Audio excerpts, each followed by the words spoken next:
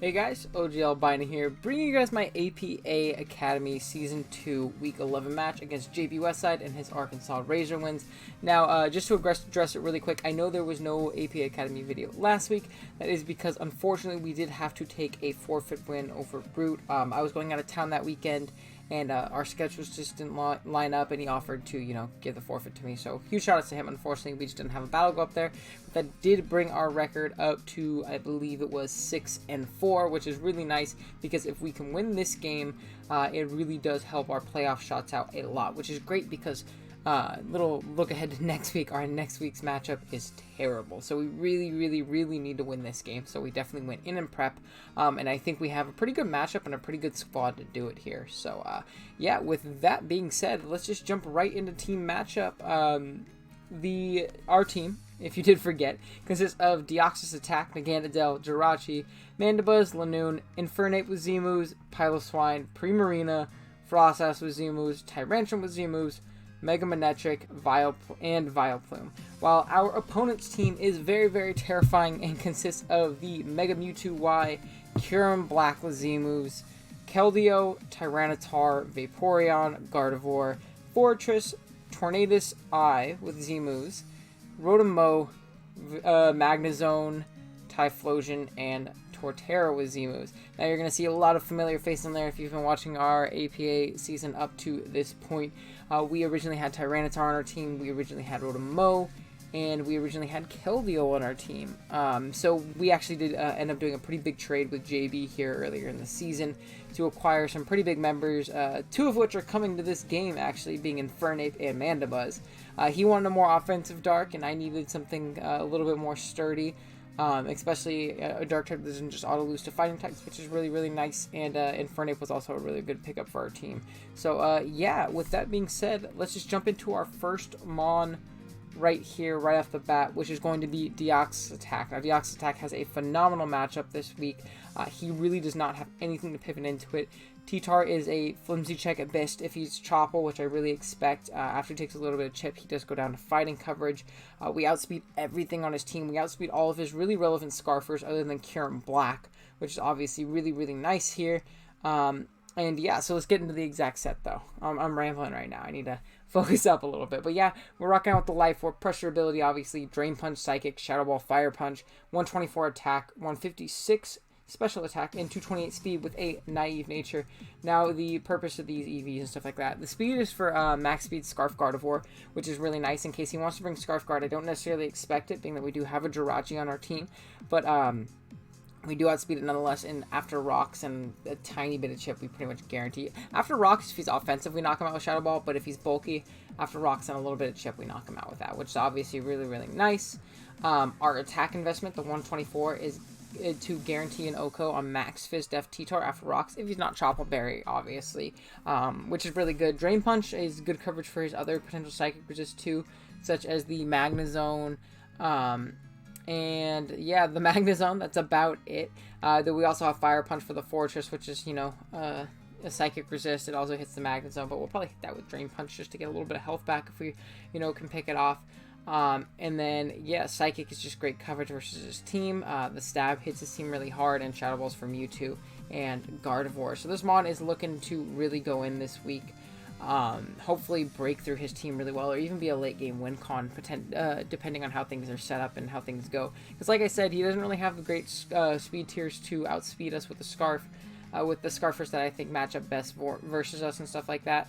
And yeah, that's going to be Deoxys. Next up, let's go into Jirachi. Jirachi's rocking out with a pretty cool set this week, being the Assault Vest with Serene Grace, Iron Heads, and Headbutt U-Turn. Fire Punch, 156 HP, 28 attack, 4 defense, 100 split def, and 220 speed with a Jolly nature.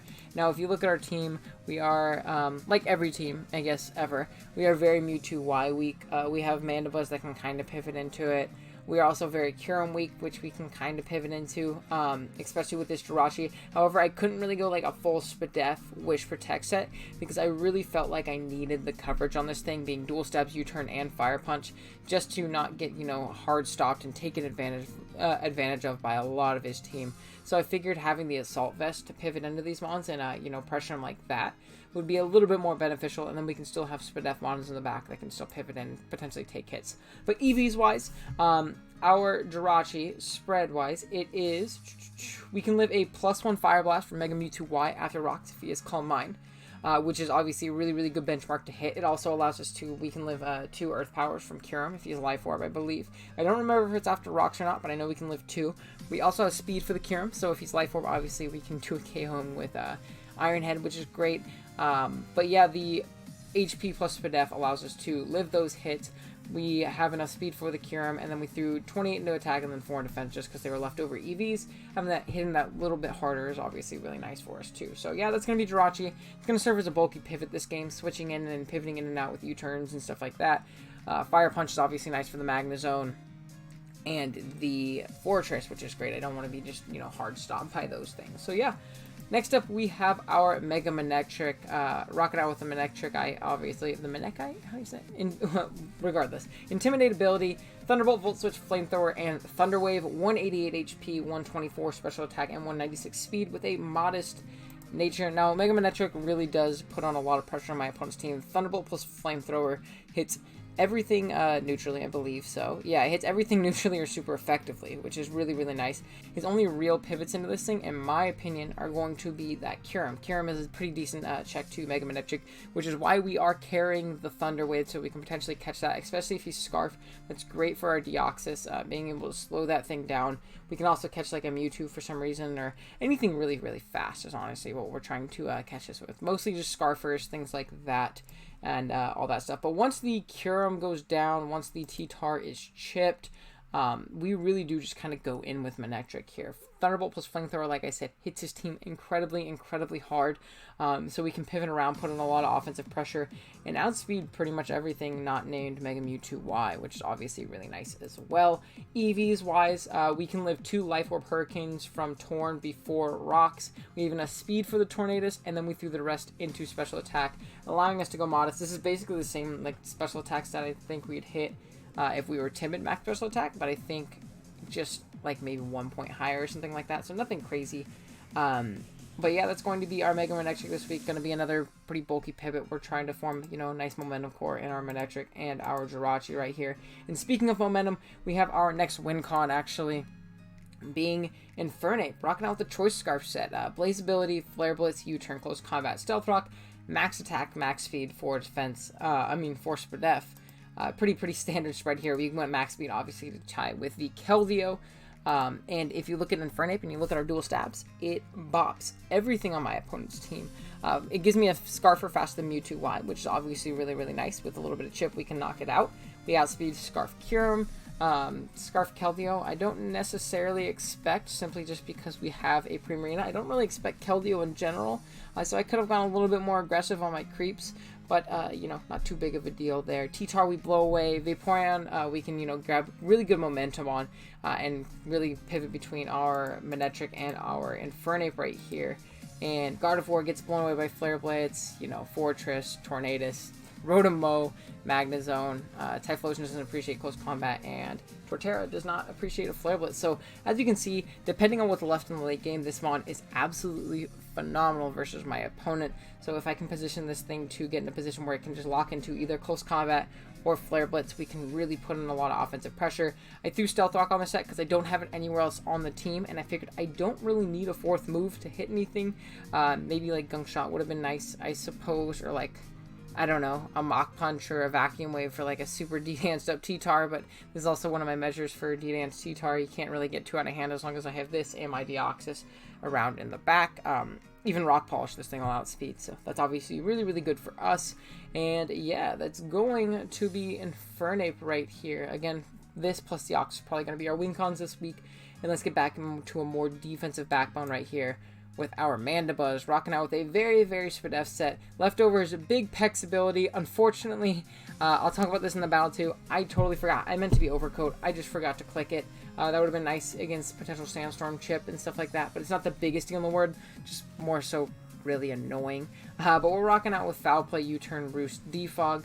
This is going to be our obligatory defogger this week. I don't want to get stacked by Fortress. That's obviously very, very bad. Foul Play also does a ton to Mewtwo Y, an absolute ton to that thing, because it still has a really high attack stat. I believe it's still like, I know it's like ridiculously high. I think it's like 130, 140. Something like that. It might even be 150, who knows, but it's definitely a mixed potential mon, so even if he's like no IVs and, you know, minus attack nature, we definitely 2-hit KO with Foul Play, U-turn for momentum, and then Roost for longevity. Another really bulky pivot. It's going to serve as our initial Mewtwo check just so our Jirachi doesn't get super worn down for that Kyurem.